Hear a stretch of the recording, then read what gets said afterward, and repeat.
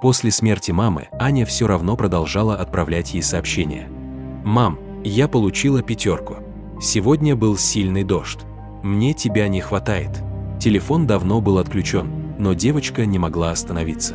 Отец почти не разговаривал после похорон. Дом стал слишком тихим. Однажды ночью Аня услышала, как папа плачет в ванной. Это был первый раз в ее жизни. Она медленно подошла к двери. «Пап». Мужчина быстро вытер слезы. «Все хорошо». Но хорошо не было. Через неделю Аня увидела, что папа читает ее сообщения маме.